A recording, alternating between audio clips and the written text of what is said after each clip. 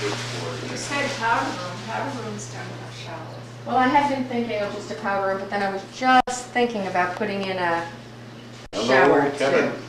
Good morning, Ruby. Good morning, Kevin. Here we have Morning, this Ann. very fancy and fine wetsuit. How are you doing this morning? Good. You? No, not Which bad. would not keep you So is very this wet. planning stages of the new bathroom? It would keep you very wet. This would keep you very wet, this wetsuit. Yeah, I got that when I was 18. That was my Want to first. trade it in on something? I think I was gonna give that to Brian and fix it. You can fix it. Yeah. Can you? Yeah, you can get rubber cement that'll fix anything. Oh, really? What do you want to take it home with him? No, I think it stays. You got to dance, Mom. I think we should have you interview your very dapper grandfather. Alrighty. Have you got your Introducing. Da da da. Have you Very got good. your dirty yet? Michael, could you please come in? I love it. I want to get it sandblasted, I think, and then paint it. Hey, Brian. And then I'll hang it. Of course, you can figure out how we're going to. That's Sarah. Brian requests to be left alone. I think we're good though. No. John. Hey, John.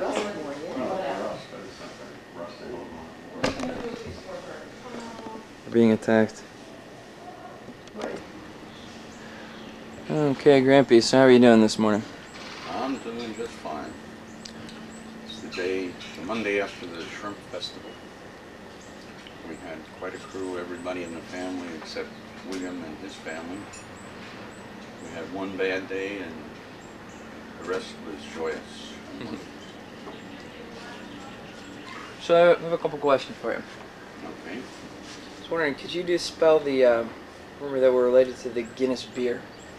No relation whatsoever to the Guinness beer. Okay. Not sure I'd I believe don't you. even drink it. Although Danny drinks. Yeah. My son Danny drinks it. So, fantastic interview. I was wondering if I thought the idea of this would be to get something of a family background. Okay. I think you know, I was kind of thinking that we could do it as kind of a, you know, an ongoing, not pretty free form, and in no particular order. You know. Well, the family background, the McGuinness side of the family, I don't know as well as my mother's side of the family. But the McGuinness grandparents, my grandmother and grandfather, were born in Ireland in Westmeath. And I didn't know them as well. They lived way up in the Bronx at a time when it was difficult to get there. And they, my grandfather probably lived until maybe 65 or 70. He worked in a powerhouse up in the Bronx, and he died quite suddenly in his sleep. I guess I was about 9 or 10 then. My grandmother died about 10 or 12 years later. I didn't really get to see much of them, and I don't know too much about their relatives in Ireland or elsewhere. And what were their names? And they were the McGuinness side. Right, their first names. Edward McGuinness, and my grandmother's name was Bridget Gagan, Geoghegan. And on my mother's side, and they came to the country, I believe, in around 1890. They were probably born probably 1865 or so, around the time of the Civil War. I suspect both my grandparents were born. I can get more definite information if you want, but I think Colette, my sister Colette, has a Bible of my grandmother's with some dates in it. So the Searson side of the family, that's my mother's maiden name. And Searson sounds like a Norwegian name, probably a vestige of the invasions by the Vikings, because there was a lot of intermarriage between the Vikings and the Irish and the Spanish and the Irish and each of the conquerors that came through Ireland. So they came from County Tipperary. And I have met a lot of the relatives in Ireland from my grandmother's side, from my maternal grandmother's side. So that was, and my grandfather's name was Cornelius Searson, and hence your father's name, Neil. He was christened Cornelius. Mm. And on our side of the family, we had 4 children who you know. You never met my brother Neil, who was the oldest. Neil was, well, he was probably 3 or 4 inches taller than I was, a great big affable guy. Wonderful brother, and he determined when the war came to go in the service, although he had a heart problem. And he kept trying to enlist in the Marines, and finally a Marine recruiting sergeant told him that maybe if he just rested in bed all weekend and ate nothing but bananas, maybe for potassium, I don't know what, that he might be able to pass the test. And he did that. He stayed in bed all weekend, ate bananas, and took a cab to the recruiting office and passed. And then went through training. I visited him down in Paris Island when my ship was in Norfolk. And he went off to war on his 4th invasion in Marianas. He was on Saipan and Tinian. He was killed on Tinian. And I always felt, you know, great affable guy, and he went to those extremes to get into the service. He lost his wife, and there were a lot of other people in the neighborhood and elsewhere who did everything they could to evade their duty to their country. And we can discuss my part in the war and so forth. Well, how old was how much older was your brother? Older? Yeah, he was 2 years and 3 months older than I was. And, you know, we were just really coming of age in 1941. He was 23, 22.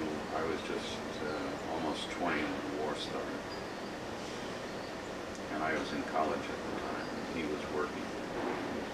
To give you an idea of what people tended to think of the Depression ending, you know, in the 30s, but it was still very much with us. And he worked at a drug company until he got in service, and he worked 5.5 days a week for $11 a week.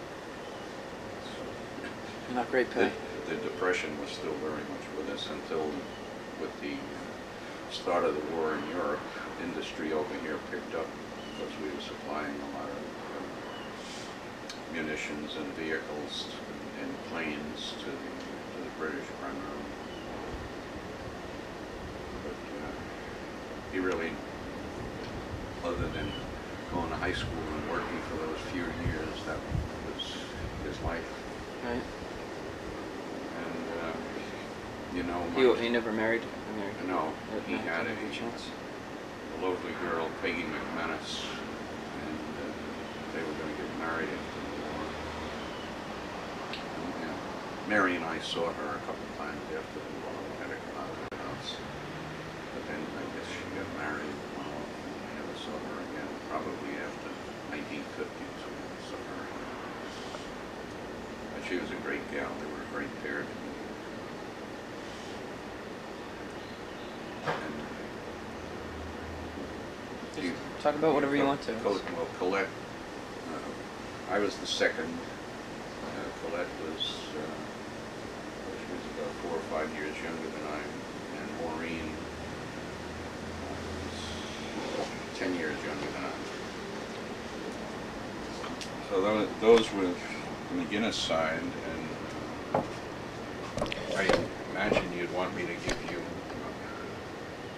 want to get a little closer just so I can get a little, make sure I get the audio. Okay. Am I talking loud enough? Well, it's a matter of if the microphone's strong enough. I don't really know this camera, so I don't know. Oh, okay. And there's no little meter telling you how much audio is coming in. Usually they have a little thing saying. So, we'll give it a try, and Okay. next time I'll have the digital camera. So that, my mother's, I got off the grandparents. My mother's father, named Cornelius, he was a cab driver in Manhattan. Big, lovable man with a huge mustache. As a kid, I used to love to watch him take his first drink of beer.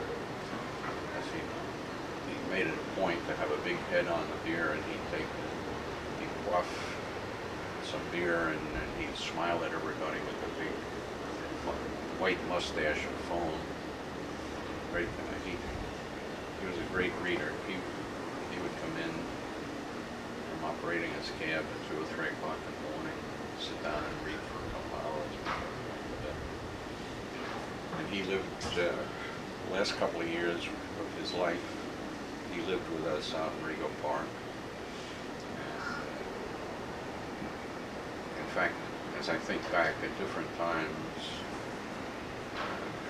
my mother's 3 brothers all lived with us at some time or other. And my Aunt Sally, my mother's sister, who was a doll, she lived with us for several years. And Pop was the grandfather, and he lived with us until he died. I just don't know where we all slept. Because it was a 3-bedroom house with 1 bathroom on the 2nd floor and a little bathroom down in the basement. I have no idea